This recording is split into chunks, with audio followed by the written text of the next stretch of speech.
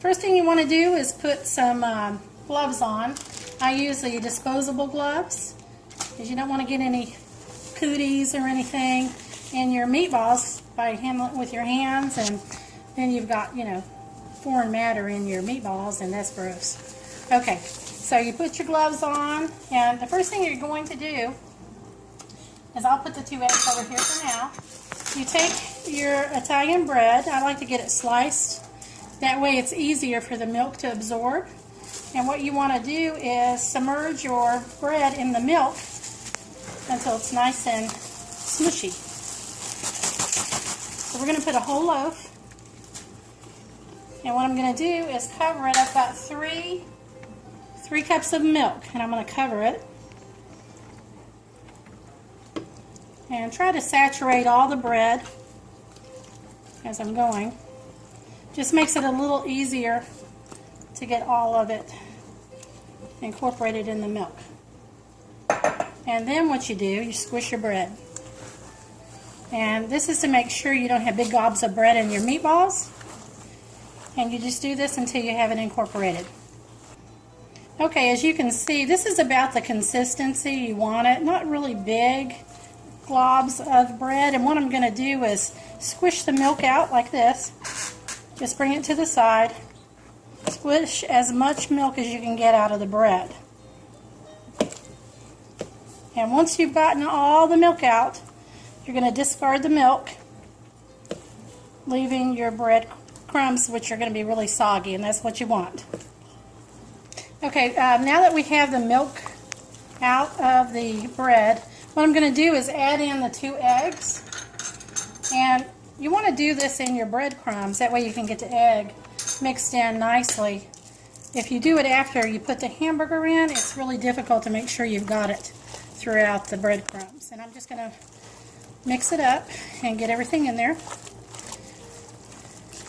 Alright, that looks pretty good to me. Now I'm going to add the spices.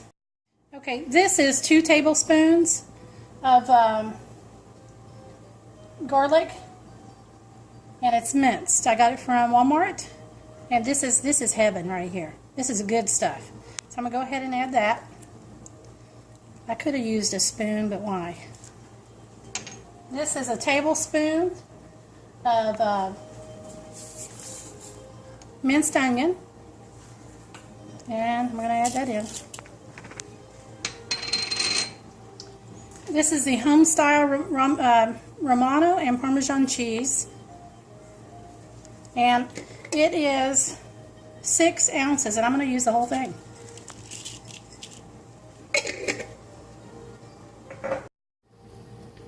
Okay, this is 1 teaspoon of salt. This is 1 teaspoon of ground pepper. We're going to go ahead and mix all that together into the bread. It's just easier to get it all mixed before the hamburger to make sure it goes evenly throughout the meat. So once you are satisfied you've got it all mixed, we're going to add the beef. This is 4.5 pounds, and I'm going to add it slowly so it doesn't get all clumped. And you just break it up. We're going to go ahead and add that. This is why it's good to have gloves.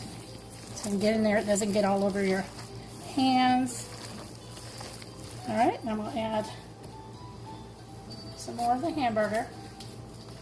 This will make quite a few large meatballs, and makes your house smell awesome. And get that in there. I'm going to add the last bit of hamburger. This is ground beef. It is the 73% lean and 27% fat. And I'll come back to you as soon as I get it mixed together. Okay, if you look at the mixture, this is the consistency that you're going to want to have. If it's too mushy, you can add more Italian bread to kind of firm up the meatballs. And what we're going to do now is I have garlic salt. We've already added a teaspoon of salt, So I'm going to put a tablespoon, a hefty tablespoon. I'm going to put about a half a tablespoon, so 1 tablespoon and a half of garlic salt. Remember, we already had the minced garlic, so you don't need a lot of this. It will overpower the meatballs. And before I mix that, I'm going to take classic virgin olive oil, and I'm going to put it on the bottom of my pan. Just put it right on the bottom. That's to keep the meatballs from sticking to your baking pan. Okay, now I'm going to mix this up, and once it's incorporated, we'll make the meatballs. Okay, unfortunately this part you have to do with your hands because the meatballs will stick to the gloves. My hands are clean. And my granddaughter's going to pour some olive oil, that's enough, in my hands. Make sure your hands are about like that.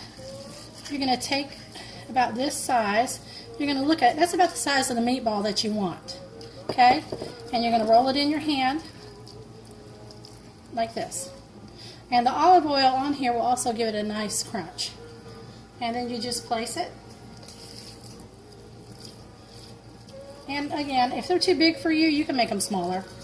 My kids and my husband and my granddaughter love the meatballs like this. See, like that? And you can just make sure they're the same consistency, the same size, so they cook evenly. That was a little big, so I'm going to take some of it off. And you see how I'm rolling it? Just like that.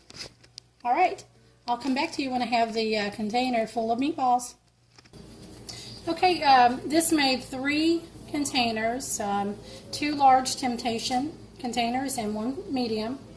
And it made a total of 33 meatballs. If you made them smaller, you can make 66. And I'll add the recipe to this post. And you would put this on 325 and cover them for about half an hour to 45 minutes, then uncover for about 20 minutes on the same degree to get a crunch on them. And if you want it a little crunchier, you just leave it a little longer.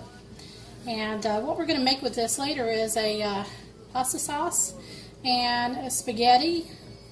But this is one of my family's favorite recipes, Italian meatballs. And I don't make it often, but it's a really good recipe. And I thank Barbara, her name was Barbarina, and she gave me this recipe 37 years ago, 34 years ago, something like that, and I've made this throughout those years.